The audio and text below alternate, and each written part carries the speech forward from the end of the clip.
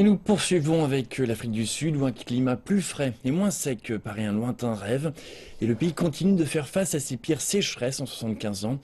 Le Cap occidental a déjà mis en place des restrictions de niveau 2 au début de cette année afin d'atténuer les effets de cette sécheresse. La région est confrontée à des pénuries après que les niveaux des barrages ont baissé sous les 25%. Reportage. Les barrages au Cap occidental sont en voie d'assèchement et certains ne disposent même pas de suffisamment d'eau pour être pompés par les résidents, laissant de nombreuses personnes inquiètes d'une crise qui menace. L'industrie agricole a déjà souffert de près d'1 milliard de dollars de pertes en raison de la sécheresse et aucune précipitation n'est attendue dans un proche avenir alors que les niveaux des barrages perdent 2% par jour.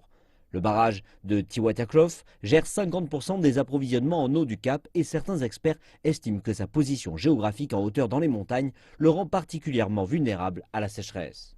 Par-dessus tout, nous devons absolument surveiller ce barrage. Et s'il s'assèche, en atteignant 20 à 25% de sa capacité de base, soit un minimum absolu, alors il faudra s'en alarmer. Il deviendra très difficile d'utiliser l'eau, de la pomper, car le lieu se remplira également de sédiments et de vases, ce qui ajoutera davantage de pression sur le traitement de l'eau.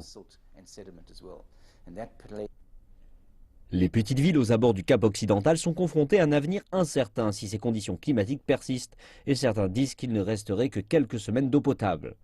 D'autres tentent d'être proactifs en éduquant leurs résidents sur la conservation de l'eau, de même que l'introduction volontaire de certaines restrictions. Il vaut mieux prévenir que guérir. Nous, au sein du Conseil, avons également indiqué que nous allons sensibiliser notre peuple à une utilisation raisonnable de l'eau. Nous souhaitons qu'il y ait une restriction sur l'usage de l'eau, mais nous ne l'avons pas officiellement qualifié de restriction, mais nous souhaitons qu'il en soit ainsi, car nous savons qu'El Niño va nous affecter, nous tous. Les restrictions de la ville sont actuellement au niveau 2, mais devraient passer au niveau 3 afin d'éviter un désastre potentiel. Nous vivons dans un pays en manque d'eau, et il s'agit là d'une ressource rare, et c'est juste trop atroce d'évoquer la possibilité qu'au Cap occidental, et aussi la ville du Cap, avec sa large population, puisse manquer d'eau.